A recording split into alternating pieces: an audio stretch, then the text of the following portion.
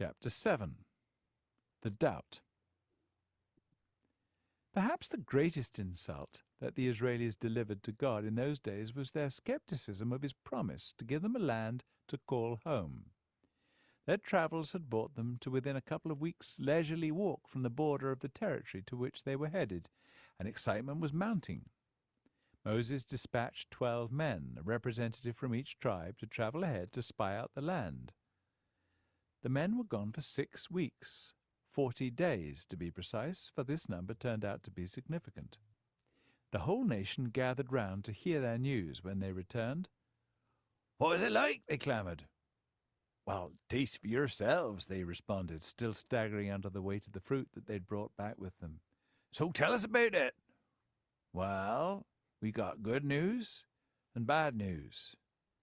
It's no exaggeration to say that the land is rich in milk and honey, but the problem is that it's occupied land. There are people living there, many people, huge people, giants in fact. The cities, they're impregnable, and the wilderness is so hostile that people who go there never get out alive." "So what are you saying?" "That it would be suicide to attempt to invade that land." Shock swept through the crowd. Evidently they were not unanimous, for 2 of the 12, Joshua and Caleb, objected fiercely. "Listen up. We should go immediately and take possession of the land. God's given it to us. Of course we can do it. Piece of cake." "Get real," retorted the majority of the spies. "Some of the people we saw there were so big that by comparison we felt like grasshoppers." The story grew better and better, unimpeded by the truth. The crowd dispersed, and all evening long little groups gathered round campfires. "We should have stayed in Egypt, better slaves than dead. We should elect a new leader and head right back." Next morning there was a general assembly, and Moses invited Joshua and Caleb to speak. "The land God's promised us is exceedingly good. It's God himself who will lead us there and protect us. The resistance of the people who live there is gone. God's with us. Don't fear. Don't rebel against God. Come on, let's go." But the nays outweighed the yeas. In fact, it grew ugly to the point that they threatened to stone Moses and Joshua and Caleb, whose only crime was affirming the good news of God's sure promise. Had it not been for the terrifying appearance of the glory of God, the story might have ended right there. A voice thundered, "How long will these people treat me with contempt and refuse to believe? Moses, get away from them, for I am about to destroy them all, but I will start a new nation out of your descendants, greater and stronger than these people." But God," Moses protested, then the Egyptians and the inhabitants of this land will conclude that you weren't able to keep your promises. So you were forced to kill us all in the desert. And what of your nature? I was given to understand that you were slow to anger, abounding in love, and quick to forgive rebellion. And we've seen the truth of that ever since we left Egypt. Were we mistaken?" Once again Moses had acted rightly. Instead of distancing himself from the rebellious people, he identified as one of them, putting himself in the firing line of God's anger. "Very well. I forgive them. I will keep my promise. But I will skip a generation. I will wait till all those now over 20 are dead. They've seen all the miracles that I performed to bring them out of Egypt, yet still they refuse to trust me. So we'll wait 40 years, a year for each day they spied out the land that I promised them, promises they declined to believe. Then, when the children and teens are grown up, they can lead the way into their inheritance." The 10 pessimistic spies immediately fell sick and died. "It's the plague!" someone shouted. The people ran for cover. But next day they sent a delegation to Moses. We were wrong. Forgive us. We'll go up to the land of promise after all. Too late, I'm afraid, for if you were to attempt to do that now, you would do so in disobedience to God's orders. You would be defeated." But many of them went anyway, and were never heard of again. So the Israelis turned south, back towards the Red Sea. What might have been a few months in the wilderness turned into years. Miriam died and was buried in Kadesh. She had faithfully watched over Moses ever since he was a baby in the basket on the Nile. The grief of her loss may have contributed to Moses' emotions becoming brittle, for once again the people complained about lack of water. "Call an assembly," God said to Moses and Aaron. "Take Aaron's staff, the one that sprouted almonds, then in the hearing of the whole assembly, speak to that rock over there, commanding it to pour out water." But when the people gathered, they started again. "We're going to die of thirst in this terrible place. We were better off in Egypt." For one fatal moment, Moses lost it. He lifted the staff, and instead of speaking to the rock as God had instructed him, he vented his frustration on it, striking it twice. Certainly water gushed out, and the people's thirst was satisfied. But God was not pleased. He'd had a special reason for commanding Moses to speak to the rock and not to hit it. "Moses, you and Aaron didn't trust me enough to honor me as holy. I am the rock. You may speak to me, but not club me. Ask of me, but not demand. Therefore you will not be permitted to lead the people into the land." Not long after, Aaron died while on a mountaintop. His son Eleazar became high priest in his place. Aaron wasn't the only one to die. In fact, the mortality rate rose steeply, and soon a whole generation was all but extinct. Those who'd been children when they left Egypt were now mature, the oldest of them pushing 60. It was around that time that the fiery cloud of God's presence started to lead the people north, in the general direction of the land of promise. There was a well-established trade route, and a few merchants passing that way might have excited little interest, but 1.5 million people posed a major threat to the nations who lived along the way. The king of the Edomites, the descendants of Esau, refused unequivocally to permit them to set foot on his turf. Despite protestations that they were long-lost brothers, Edom was adamant and backed it up by massing his army on his southern border. So they were obliged to take the long way round over difficult terrain. The king of Arad was next to object. He made the mistake of actually attacking Israel, who soundly defeated him and destroyed his cities. King Sihon, ruler of the Amorites, suffered a similar fate, as did King Og of Bashan. These victories opened up the way right to the very doorstep of the land of promise. They pitched camp on a level plateau above the Jordan River, facing across to a fortified city they identified as Jericho. However, they were still occupying Moabite soil, and their leader, a stubborn monarch named Balak, took a dim view of these foreigners camping in his backyard. He was smart enough not to attack by force, choosing rather to enlist the help of the spirit world. He sent for a powerful medium named Balaam to come and hex these intruders. At first, Balaam refused the summons, but he couldn't resist the hefty bribe that was offered for a really potent curse, and eventually set out on his donkey. Seems the beast was smarter than its owner, for it saw what Balaam was blind to, an angel barring the way. The dumb ass bolted in terror, squashing Balaam's leg against the wall. Finally, it simply lay down and played dead. Balaam was furious and beat the animal mercilessly.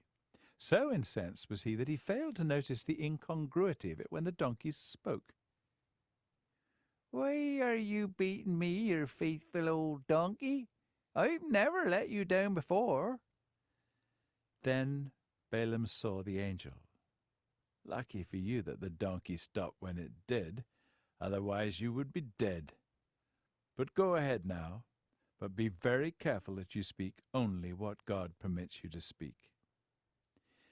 So Balaam came to King Balak, who took him up 3 different mountains, giving Balaam a variety of vantage points from which to view the huge encampment in the valley below. Balaam was overawed by the wonder of Israel. All he could do was utter blessing after blessing. Balak was about to send him home in disgust when a crafty look came over the old wizard's face. Though I may not be permitted to curse your enemies, there is another strategy that might just work. It was a simple but deadly plan that nearly succeeded where sorcery had failed. The women of Midian simply used their bodies to allure Israeli men, first to their beds, and then to worship their gods, and on to witchcraft. An epidemic of promiscuity broke out among the people that spread like forest fire. Moses called an assembly of leaders, who wept with him in frustration and shame. He was in the very process of delivering his instructions on what was to be done when one young stud from the tribe of Simeon walked by the tabernacle with a scantily dressed Midianite woman on his arm. With no compunction, he took her to his tent, and without so much as closing the flap, proceeded to have his way with her in full view of all who passed. Quick as a flash, Phinehas, Aaron's grandson, grabbed a spear and drove it right through the copulating couple and into the ground.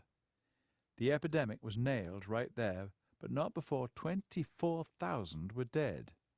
Rebellion was like witchcraft, difficult to distinguish the one from the other. But the Israelis were stung by the strategy of Midianite seduction, so they put together an army of 12,000 men who routed the Midianites. After the battle was over, they found a donkey standing beside a wizened old corpse, Balaam. So the demise of Midian left huge depopulated territories on the east bank of the Jordan.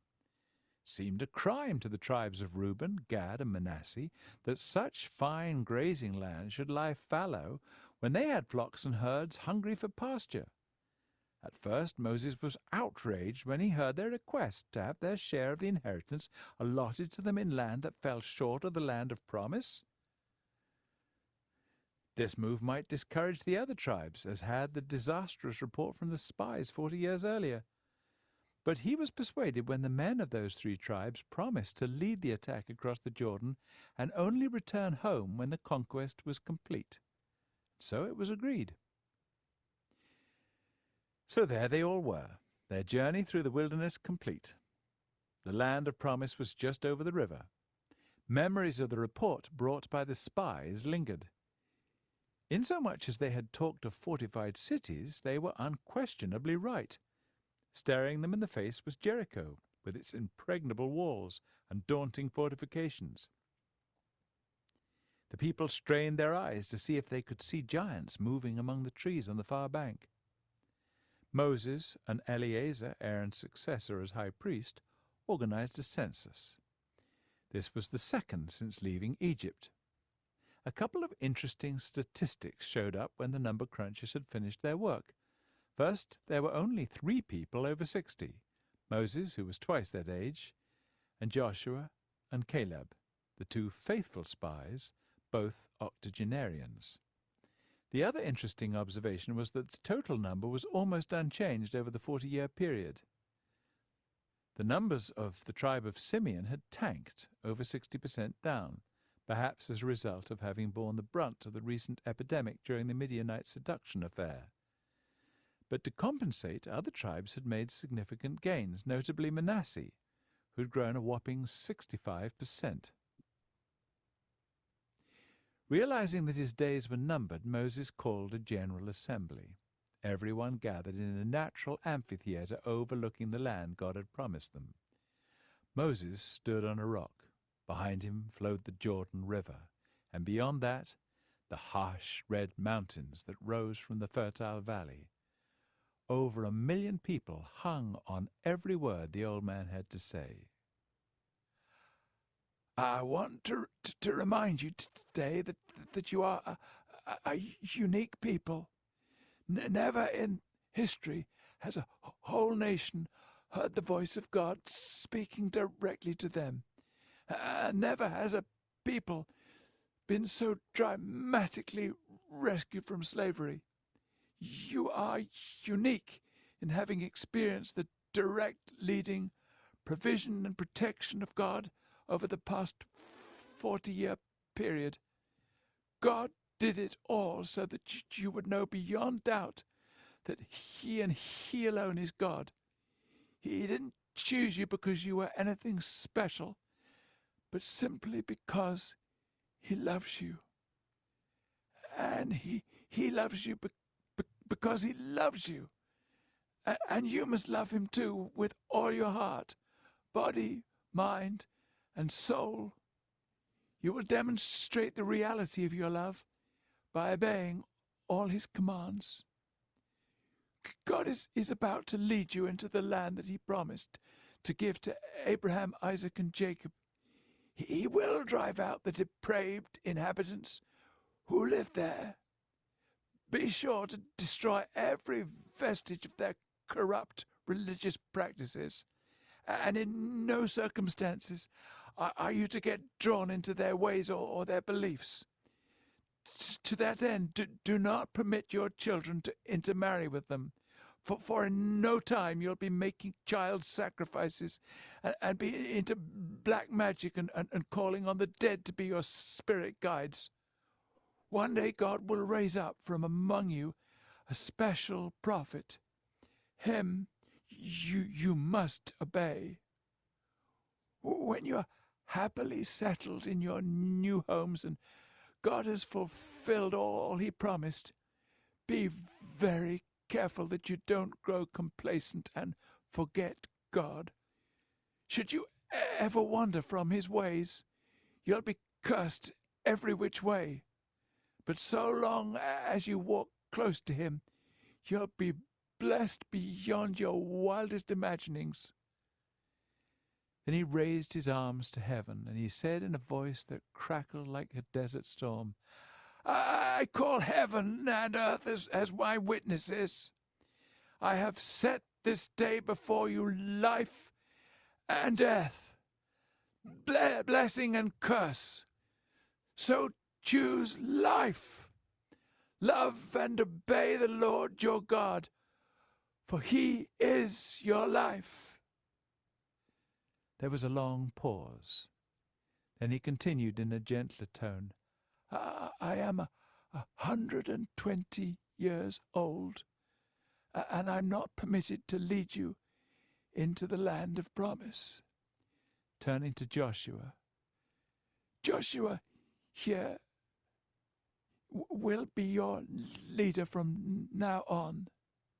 Then laying his hands on Joshua's shoulders, be strong and courageous, for you must lead these people into the land. God goes before you and will be with you. He will never leave you or forsake you. Don't be afraid. Don't be discouraged. Moses' job was complete. The job he did his best to decline that day when the bush had glowed with God's glory. There never was a prophet like him who spoke to God face to face and performed such spectacular miracles. God led him up nearby Mount Pisgah, and from that vantage point showed Moses the land that he'd promised. And it was there, in the land of Moab, that Moses died. The funeral, it was a private affair with only God in attendance. No one ever found the grave.